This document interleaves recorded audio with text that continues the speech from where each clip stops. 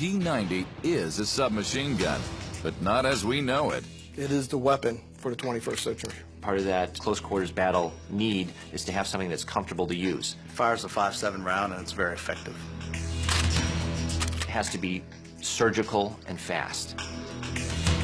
It's not using 50, 60-year-old technology. This is the next generation. It goes where you point it. The P90 was created directly in response to a request for a new type of weapon.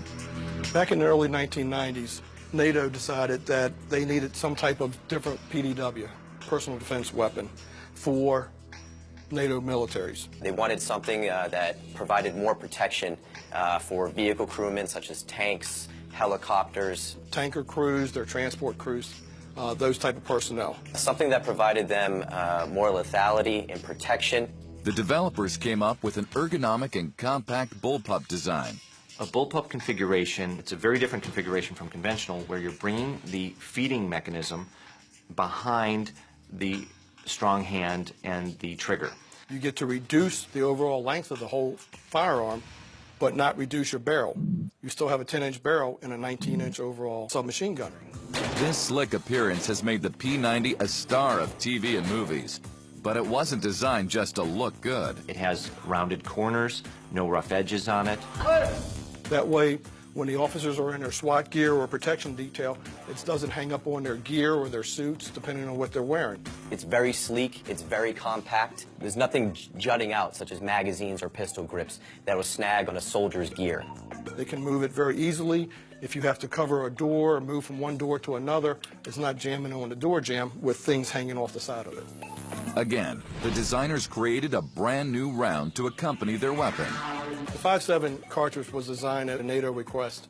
They wanted something to bridge the gap between handgun ammunition and rifle ammunition. It's not going to over-penetrate and hit somebody behind them, or if, heaven forbid, you miss your intended target and it starts going down range. As soon as it hits something of mass, it dumps all of its energy right there and it falls to the ground. Even the magazine was completely redesigned from scratch. We like the magazine. The magazine is high capacity with 50 rounds in it. It gives you a considerable amount of rounds to carry into a situation. If you notice, she's laying on top of the firearm instead of being underneath, sticking out, getting in the way. That makes the total firearm more sleek. And this is one weapon that doesn't care if you're left or right-handed. It's ambidextrous, totally ambidextrous. Since it loads from the top, you can load it with either hand.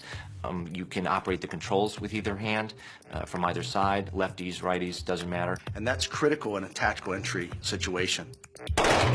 You must be able to shoot left-handed and right-handed, because as you do entries into a building, corners are left-handed and right-handed corners. And having an ambidextrous weapon like that is very, very advantageous to the tactical officer.